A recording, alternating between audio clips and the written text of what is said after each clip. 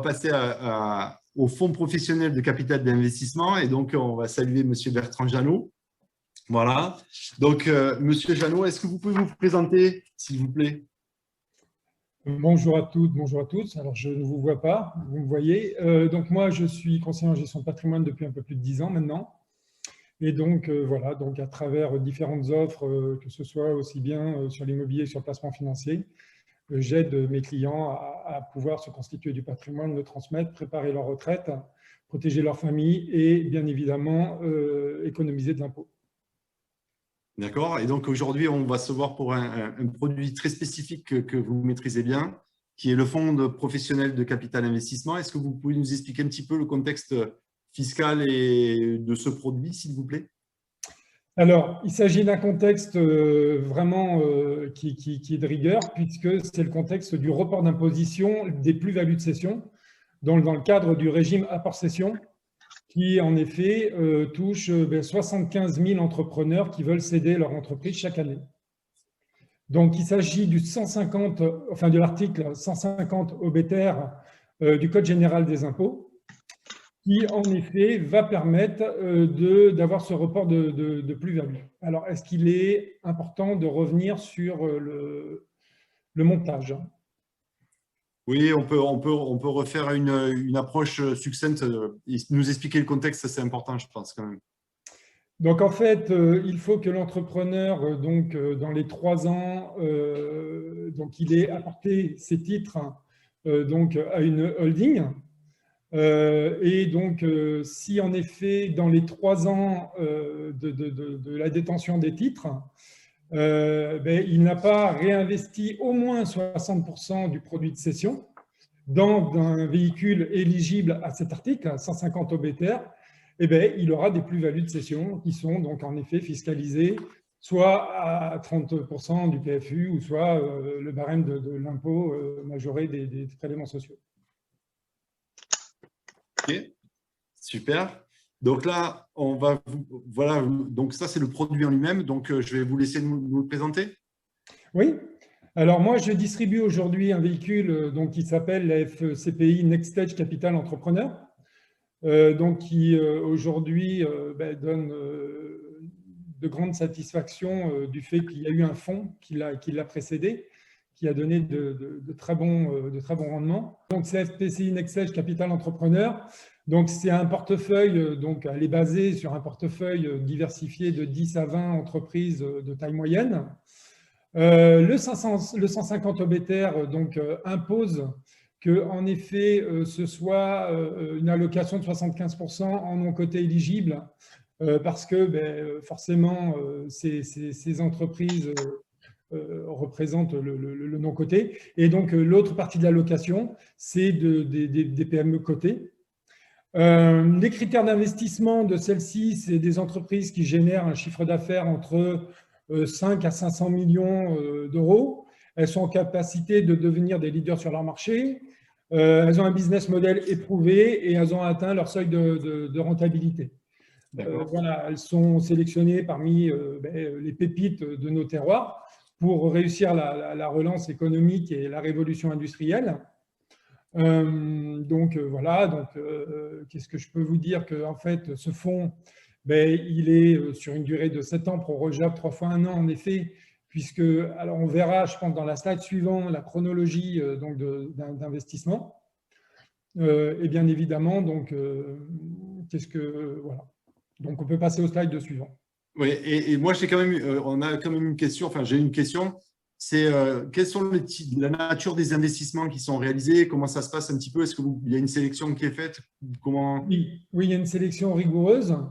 Donc, c'est vrai qu'on est plutôt de nature sur des entreprises de l'Internet, des entreprises à forte valeur ajoutée. Et comme je disais, elles sont tous scalables et elles répondent à une vraie demande de marché. OK. Et je vois que sur votre slide, là, il est indiqué SRRI. Oui, forcément, il y a une forte volatilité puisque le SRRI mesure la volatilité. Donc, il y a une volatilité de plus de 25%. Et comme tout ce genre de fonds, il y a un risque maximum puisque les performances passées ne préjugent pas des performances futures. Maintenant, on peut voir que le fonds précédent, en effet, donc, a eu, au niveau des entreprises qui ont été intégrées au départ, avait un chiffre d'affaires moyen de 29 millions pour être cédé avec un chiffre d'affaires de 59 millions. Et qu'on a obtenu quand même un TRI brut de 19,7%. Et ce qu'il faut voir, c'est que 50% de ces entreprises ont été cédées à des grands groupes, tels que Leroy Merlin, Total, 50% donc du groupe industriel. On fait l'acquisition de ces entreprises-là. D'accord.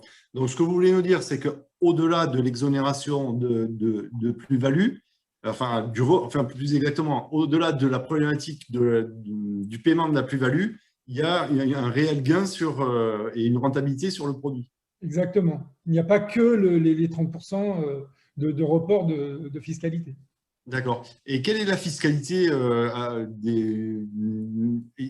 question, est-ce qu'il y a des dividendes qui sont versés? Est-ce que c'est capitalisé? Comment ça se passe? En fait, c'est un fonds qui c'est sur la cession de parts.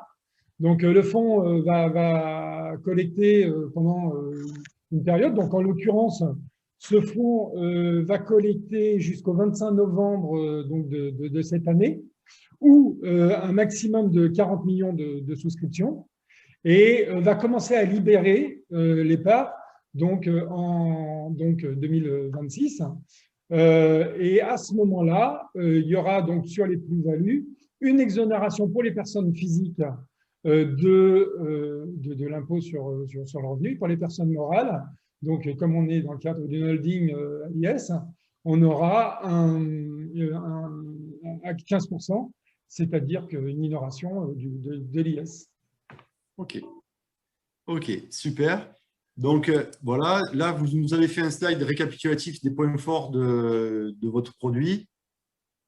Alors, en effet, comme on l'a dit, hein, c'est un report de plus-value de cession qui peut aller jusqu'à 30% de la plus-value, sachant que ce report de plus-value, dès lors que donc, il reste dans la holding et qu'il n'y a pas de cession de titre, il peut en effet être, s'il y a un décès, les héritiers, cette plus-value sera purgée définitivement, ou s'il y a donation et que le donataire s'engage à une détention de 10 ans, il y aura aussi purge définitive de ce report de plus-value. Il faut savoir qu'on a parlé de 60% minimum d'investissement, mais les 40 autres pourcents peuvent être en effet placés en contrat de capitalisation ou dans l'immobilier de rapport. Ça permet en effet de faire un investissement diversifié en capital investissement et surtout de trouver une solution rapide à votre client qui n'aurait pas créé la holding dans les temps et se retrouve en effet dans ces fameux 24 mois où il doit absolument investir sur des véhicules tangibles et donc éligibles à cet article, d'avoir une solution clé en main qui a fait ses preuves. Après, voilà, je vous laisserai vous rapprocher de moi afin de vous donner tous les éléments pertinents à votre client. Donc, en résumé, oui. Pardon, en résumé, si j'ai un client qui est dans les deux années et qui n'arrive pas à trouver d'entreprise à racheter parce qu'elles ne lui conviennent pas ou elles ne sont pas à son goût, on vient vous voir et là, il y a l'outil clé en main, voilà, et il peut continuer à bénéficier de son exonération. Exactement. C'est l'esprit du produit. Oui, et pour ajouter par rapport à la rentabilité du fonds, il faut savoir que NextStage s'est dit, si on ne délivre pas en sortie 130% à nos entrepreneurs, ils ne prendront pas d'intéressement de gestion. Voilà. Donc, le fonds est profilé pour faire minimum 130%. Donc voilà, donc en effet, la poursuite de l'impact entrepreneurial, c'est 60%, donc je l'ai dit, il y a les 40% restants qu'on peut placer. Et puis, bien évidemment, l'entrepreneur dispose d'une holding d'investissement en franchise d'impôt. Super, très bien. J'ai une question qui nous a été posée là, qui est de dire, est-ce qu'il y a un ticket d'entrée? Oui, le ticket d'entrée est de 100 000 euros. D'accord, donc il faut que la holding dispose de 100 000 euros de trésorerie et on peut venir vous voir. Mais il faut qu'en effet, ces 100 000 euros représentent 60%, au moins 60% du produit de cession, de l'apport dans la holding. D'accord, très bien. Très, très bien. OK, super. Est-ce qu'il y a d'autres points que vous voulez rajouter?